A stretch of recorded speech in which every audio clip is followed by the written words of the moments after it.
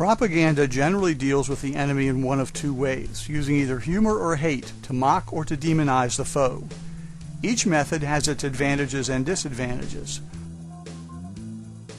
While propaganda isn't intended to instill fear of the enemy in one's own populace, neither should it suggest that the enemy is completely foolish or inept, thus inspiring overconfidence.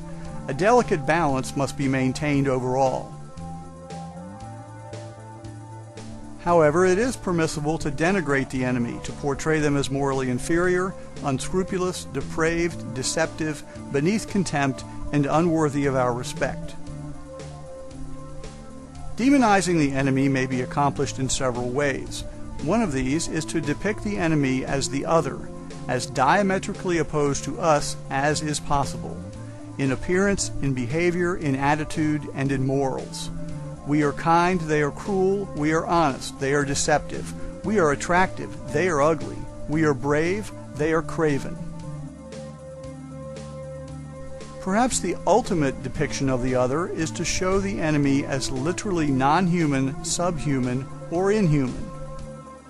There was undoubtedly a racial component to the demonization of the Japanese enemy, despite government warnings that negatively portraying Asians on a racial basis reflected badly on our Chinese allies, as well as Filipinos, Koreans, and other Asians who were being oppressed by the Japanese invaders.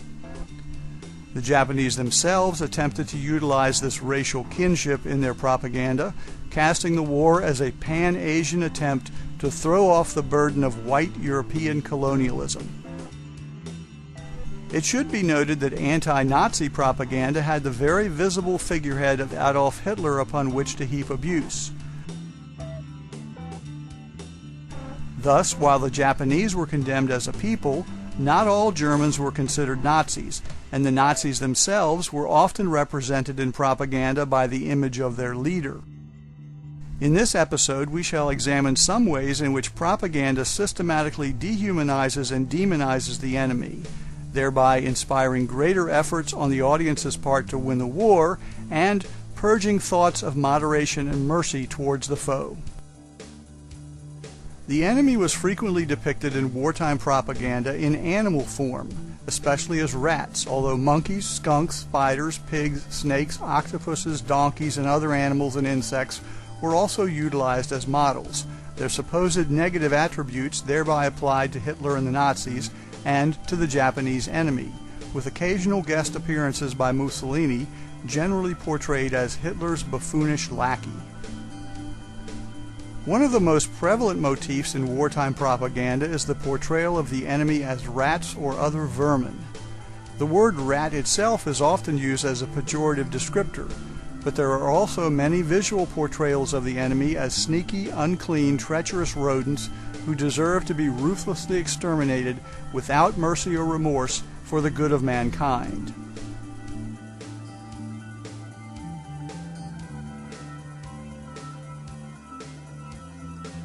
The cover of Air Fighters Comics number 6, dated March 1943, is an excellent example of the symbolic use of the enemy rat analogy. Young pilot hero Airboy and his super airplane Birdie strafes a horde of rats with Japanese faces. The Japanese rats are racially stereotyped, with dark skin, buck teeth, and one is even wearing eyeglasses. They are being mercilessly mowed down as they flee in terror. Their deaths are uncommonly gory and detailed for comic book covers of the era. As we shall see in future episodes, such explicit gore was almost exclusively reserved for the Japanese foe.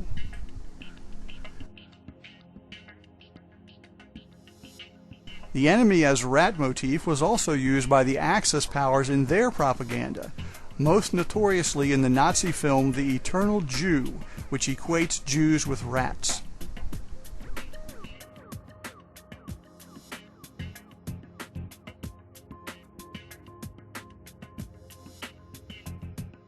This Japanese propaganda poster compares Chiang Kai-shek, Franklin Roosevelt, and Winston Churchill to rats caught in a trap. Depicting the enemy as apes or monkeys is another way of suggesting their subhuman status. Superficially resembling human beings, monkeys, unlike some of the other creatures with which the enemy are compared in wartime propaganda, are not necessarily portrayed in virulently negative terms, but they are shown to be sillier and less intelligent than humans. Thus, monkey propaganda tends to be more humorous and less vicious. It's interesting to note that while Allied propaganda insulted the enemy by calling them apes or monkeys, some Japanese animated cartoons of the era depict heroic Japanese monkey soldiers.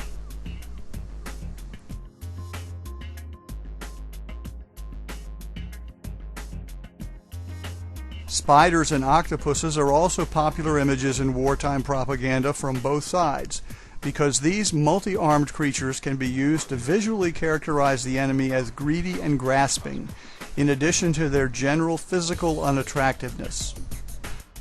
The cover of the obscure Blue Circle Comics number 3, dated September 1944, shows a Hitler octopus attacked by ocean dweller Maureen Marine and one of her fishy friends. An actual United States Marine uses a flamethrower on a Japanese octopus on the cover of this 1944 comic book.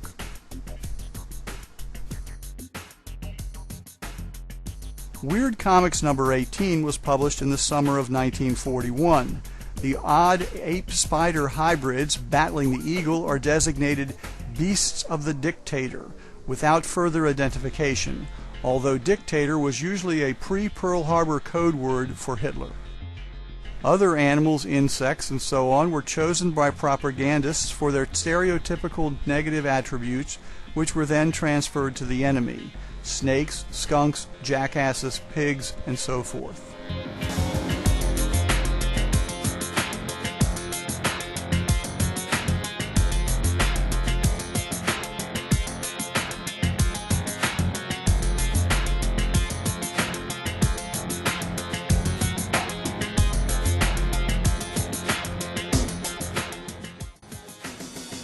In addition to depicting the enemy as animals, wartime propaganda often shows the Nazis and Japanese as monstrous creatures. Interestingly enough, wartime comic book covers depicting Nazi monsters far outnumber covers with Japanese monsters. This may be a result of the baseline pejorative image of the Japanese. In other words, comic covers portray all Japanese characters as outrageous, negative racial stereotypes, while German soldiers, although brutish and sinister, are still recognizable as white Europeans. Therefore, in order to further demonize the Nazis, they are depicted as consorting with monsters, using monsters to carry out their evil schemes, and as monsters themselves.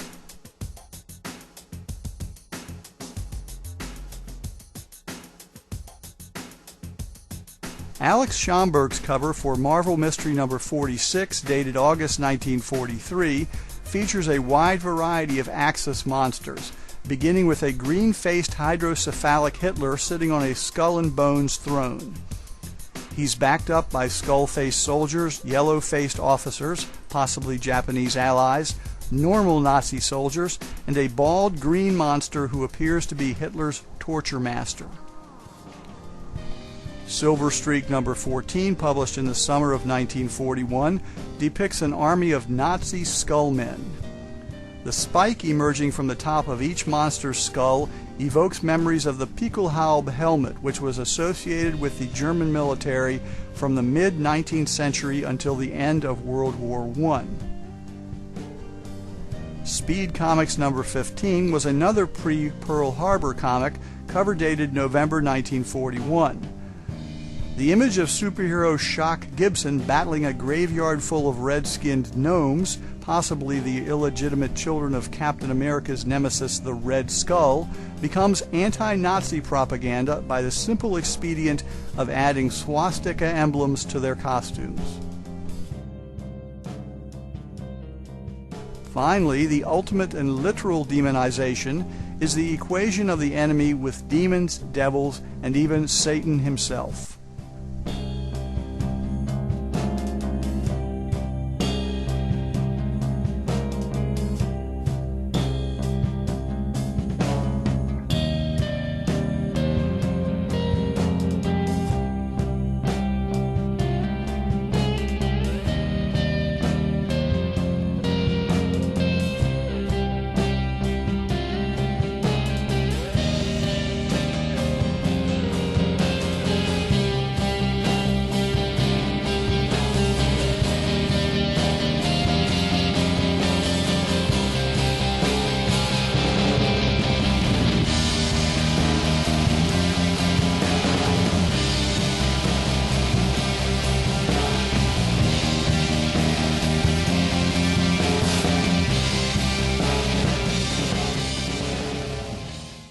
As with most of the manifestations of wartime propaganda discussed in this series, motifs, tropes, and codes utilized by the Allies may also be seen in Axis propaganda. Japanese propaganda, for instance, frequently portrayed the enemy with horns, a code for their non-human demonic nature. Dehumanizing the enemy may seem humorous today, and a fair amount of wartime propaganda was intended to mock and degrade the enemy. However, depicting the enemy as non-humans could also be considered before-the-fact justification for the most extreme measures taken against them. This rationale for war without mercy was also reinforced by repeated depictions of enemy atrocities, a topic discussed in our next episode.